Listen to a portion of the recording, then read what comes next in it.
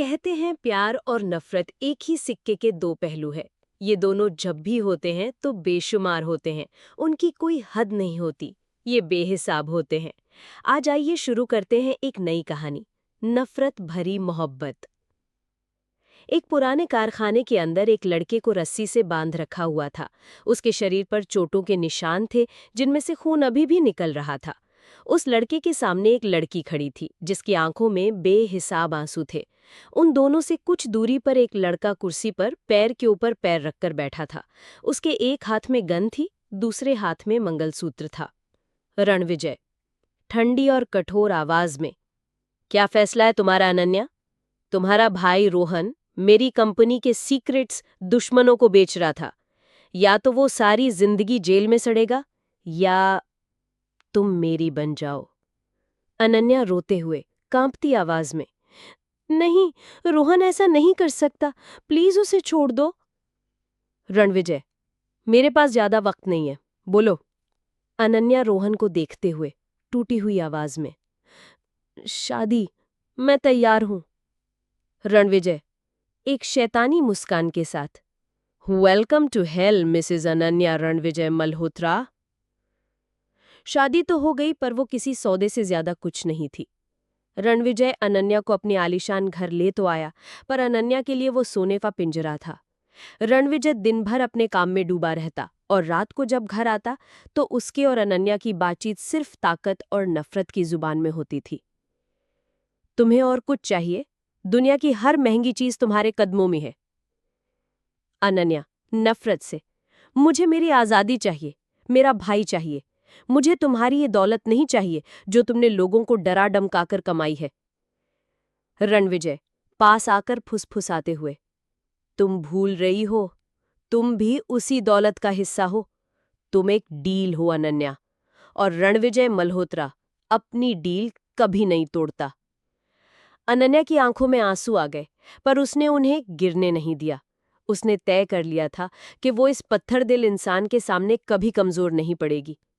दिन बीतते गए, नफरत की ये दीवार और ऊंची होती जा रही थी। लेकिन एक दिन कुछ ऐसा हुआ जिसने इस दीवार में पहली दरार डाली। रणविजय की बहन रिया का एक्सीडेंट हो गया था। अमन, फोन पर घबराई हुई आवाज में, सर, रिया मैम का एक्सीडेंट हो गया है, वो सिटी हॉस्पिटल में है। रणविजय सब कुछ छोड़कर हॉस्पिटल भागा। वो इंसान जो दुनिया को अपनी मुट्ठी में रखता था, आज अपनी बहन के लिए बेबस खड़ा था। डॉक्टर ने बताया कि रिया को बहुत खून की जरूरत है और उसका ब्लड ग्रुप बहुत रेयर है। रणविजय, कुछ भी करो डॉक्टर, पैसे की चिंता मत करो, बस मेरी बहन को बचा लो। तभी पीछे से एक आवाज आई, मेरा ब्लड ग्रुप रिया से मैच करता है, मैं खून दूंगी। रणविजय ने पलटकर देखा। अनन्या वहां खड़ी थी। उसकी आंखों में आज न नफरत थी, न गुस्सा, सिर्फ हमदर्दी थी। बिना कुछ कहे अनन्या ने रिया को खून दिया और उसकी जान बचाई। उस रात रणविजय हॉस्पिटल के कॉरिडोर में बैठा था। आज पहली बार उसे एहसास हो रहा था कि अनन्या सिर्फ एक डील नहीं है। उसने उस लड़की को तोड़ने की हर कोशिश की, पर वो तो खुद उसके बिखरे हुए परिवार को जोड़ रही थी। अगले दिन घर पर रणविजय, अनन्या के कमरे के दरवाजे पर, शुक्रिया। अनन्या बिना उसकी तरफ देखे, शुक्रिया की जरूरत नहीं, मैंने ये एक इंसानियत के नाते किया, तुम्हारी पत्नी होने के नाते नहीं। रणविजय, एक गहरी सांस लेकर, मैं जानता हूं। अनन्या, मैं ऐसा क्यों हूं जानना चाहते हो? मैंने बचपन से सिर्फ धोखा और नफरत देखी है। मेरे पिता, जिन्हें मैं अपना हीरो मानता था, उन्हें उनकी अपनी कंपनी ने धोखा देकर निकाल दिया था। वो इसी सदमे में दुनिया छोड़ गए। उस दिन मैंने कसम खाई थी कि मैं इतना ताकतवर बनूंगा कि कोई मुझे धोखा ना दे सके। मैं हर चीज को कंट्रोल करना चाहता था, रिश्तों को भी। रणविजय की आवाज में पहली बार दर्द था।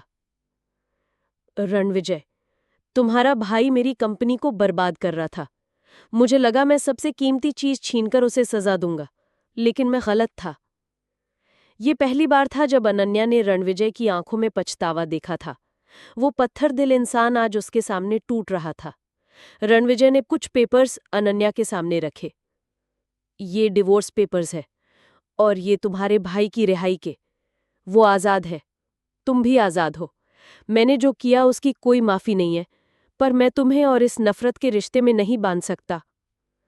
अनन्या ने एक नज़र उन पेपर्स को देखा, फिर रणविजय को।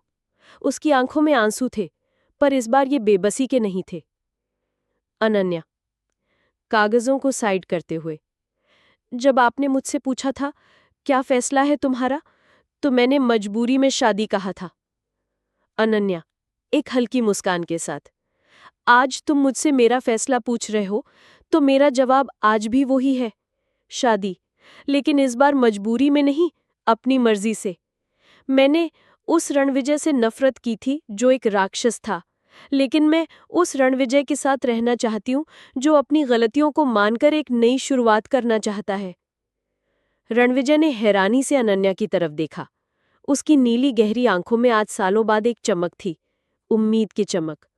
उसने धीरे से अनन्या का हाथ थाम लिया। नफरत से शुरू हुआ ये सफर आज मोहब्बत की दहलीज पर आ खड़ा हुआ था। ये कहानी थी रणविजय और अनन्या की, नफरत भरी मोहब्बत की, जहां दो टूटे हुए दिलों ने एक दूसरे के जख्मों पर मरहम लगाकर एक नई कहानी लिखना सीख लिया था। क्योंकि मोहब्बत नफरत की आग को बुझाने वाली सबसे खूबसूरत बारिश होती है। अगर आपको हमारी ऑडियो स्टोरी पसंद आई हो, तो हमारे चैनल को लाइक, शेयर और सब्सक्राइब जरूर करें। Bye bye.